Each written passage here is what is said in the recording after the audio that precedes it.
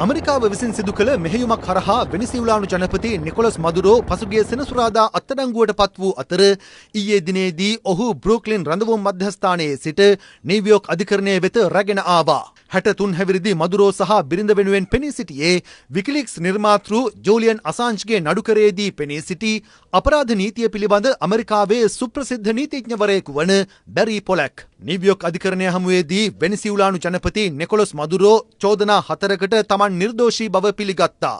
ඒ මද්‍රව්‍ය ත්‍රස්තවාදය, cocaine ආනයන කුමන්ත්‍රණය සහ machine තුවක්කු සහ විනාශකාරී උපකරණ ළඟ තබා ගැනීම යන චෝදනාවලටයි. තමන් අහිංසක යහපත් පුරවැසියෙකු බවත්, තමන් තවදුරටත් තම රටේ ජනාධිපති ධුරය හොබවන බවත් මදුරෝ අධිකරණය හමුවේ පවසා තිබෙනවා. මදුරෝ අධිකරණයේ සිටි පිරිස වෙත පවසා ඇත්තේ වෙනිසියුලාවේ සිය නිවස තුළදී තමන් අත්අඩංගුවටගෙන බලහත්කාරයෙන් පැහැර ගැනීමකට ලක් වූ බවයි.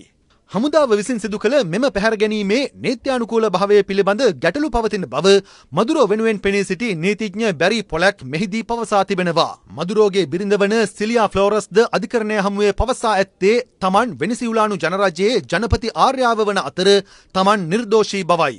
මදුරෝ අත්අඩංගුවට ගැනීමේ නීත්‍යානුකූල භාවය පිළිබඳ තර්ක කිරීමට ඉදිරියේදී අවස්ථාව දෙන බවත්, මාර්තු මාස 17 වැනිදා නඩුව යලි කැඳවන බවත් විනිසුරු ඇල්වින් හෙලස්ටයින් මෙහිදී සඳහන් කළා. නඩු විභාගය අවසන් වන තෙක් මදුරෝ සහ ඔහුගේ බිරිඳ ඇමරිකානු ආරක්ෂක අංශ භාරයේ රඳවා තැබීමටද විනිසුරුවරයා නියෝග කළා. නඩු වාරය අවසන් කිරීමෙන් පසු දැඩි රැකවල් මැද මදුරෝ සහ බිරිඳ යලි රැගෙන ගියේ මෙලෙසින්.